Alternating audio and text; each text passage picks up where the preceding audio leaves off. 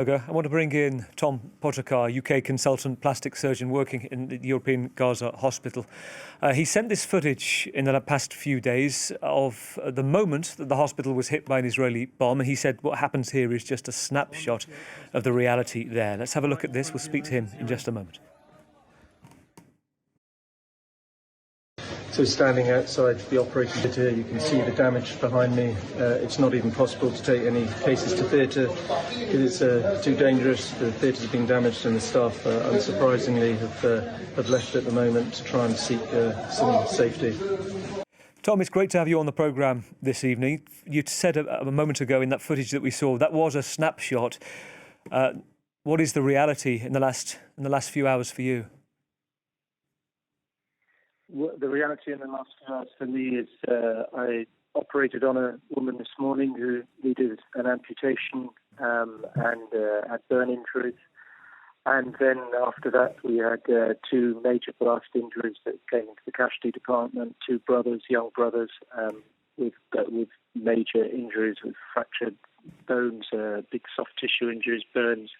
On top of that as well, there's constant aerial activity and bombardments going on in the distance. Nothing too close at the moment. People are extremely concerned. People are absolutely starving. There was a horrible story this morning when our driver found out that his son-in-law, who he'd been speaking to earlier, had gone out to try and get food because he was starving and got killed. This is just what is going on and on and on all the time. I know from what you filmed, and again, it's just essential to see this, Tom. Also, the fact that it's almost impossible.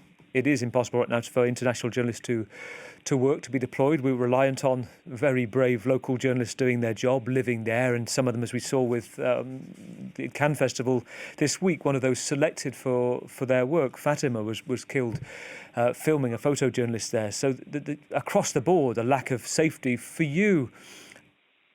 I'm interested to know to what extent you can work at right now, because I saw at the back what you were filming. You were saying people were leaving the hospital. What have you got in terms of life-saving equipment, the patients there? To what level are you able to operate? So, as you may know, the European Gaza hospital is now out of function.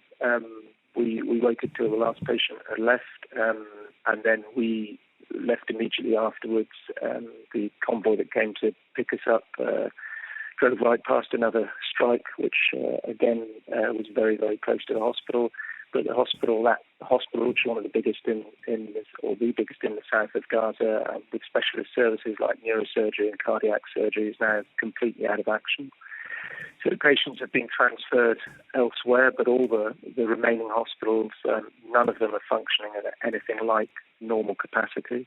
And of course, one of the things, yes, you mentioned journalists, it's also the ambulance drivers and paramedics who are astonishing. I mean, literally every day they're putting their lives at risk multiple times to go and try and get to these patients, to transfer them between hospitals. It's like playing Russian roulette. And there's a lack of, yes, there is a lack. We still have some stuff. We can't do the optimal treatment by any means because we don't have enough of even the essentials, but we have to, we cannot give up. We have to do what we can. What we can is not the highest standard of care that we would like to do, but we can't just leave these patients. So we have to do the best with what we've got.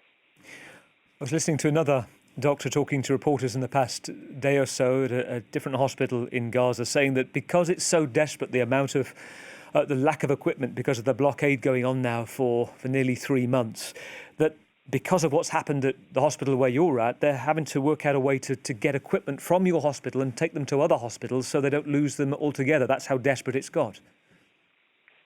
Yeah, so a team did go this morning, again, absolutely risking their lives to go back to the hospital, the European Gaza, to try and bring equipment out to the hospital that I'm currently in Khan Younes. And they did manage to get a reasonable amount out, which is great because that would be a significant help. They were lucky; they got away with it. What can you do, Tom? I mean, are you I guess it's an existential question for you. In every sense of the word, do you stay right now knowing that Operation Gideon's charity is going on? What decisions are you having to make? Well, yeah, I'm staying. Things are likely to get worse. Yeah, we're certainly staying here for the moment, and expecting things to get worse, and knowing that it's going to be more difficult actually to do anything very much. And I think it's important that, yes, absolutely, we're here to treat patients and to provide some of the specialist skills, such as, particularly plastic surgery for all these huge wounds and open wounds and multiple amputations, etc.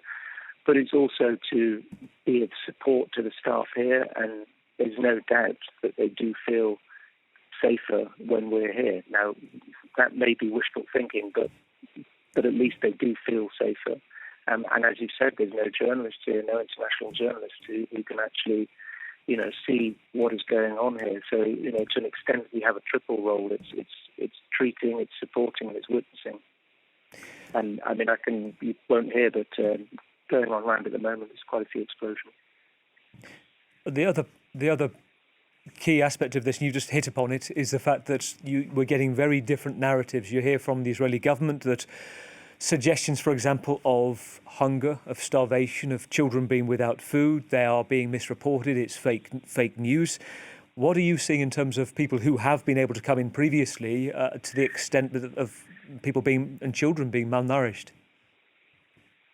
Yeah, I mean, there's absolutely no question, and I'm here in the country, in the Strip, and I can see it with my own eyes. So I'm afraid I believe what I see, not what I hear. And people are extremely hungry here.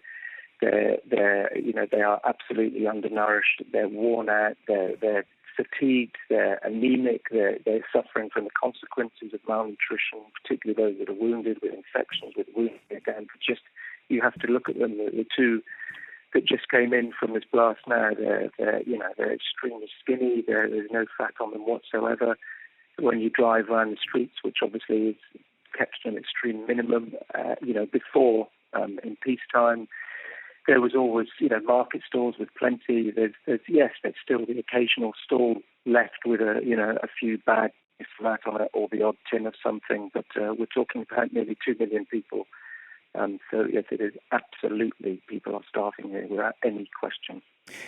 Clearly, one of the other components of this, I mean, we're seeing, as we talked to Noga a moment ago, Tom, about the international outrage, particularly from the UN chief today, Germany, saying that they are deeply concerned by events going on right now. Israel, the government, say a lot of the reason that there is starvation, that there is food, that Hamas are simply ramping up the prices, taking it en masse, and the price of a bag of sugar, for example, I think I've seen quotes of about $40, just the sheer inflation that's unprecedented there. From you, it's very hard, given your job, but what are you seeing out on the streets? Are you seeing any manifestation of that, with people saying that, yes, it's bad, but Hamas are making it worse? No, I mean, I'm not going out on the street. It's far too dangerous to be out on the street. You go between hospitals in cars and make the journeys as rapid and as possible. But you can certainly see. I mean, what I do hear from the colleagues I speak to is, in fact, you hear very little politics.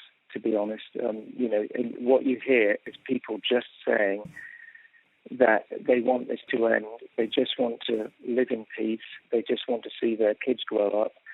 They are completely worn out. And then there are others that are beyond that and are just accepting and saying, we're just waiting to die.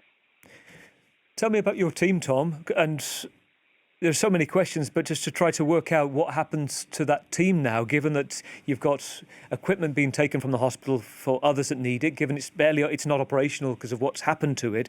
Do they start to leave? I'm guessing, a bit like you're completely fatigued, that you've been working non-stop. What are the next steps for you and the team?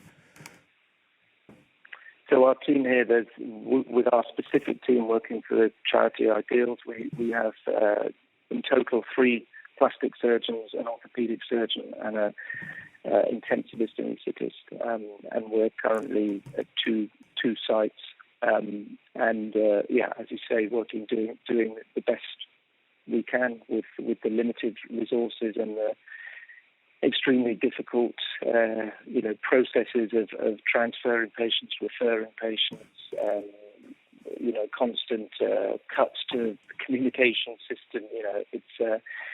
Which makes it difficult for us to even keep in contact with each other.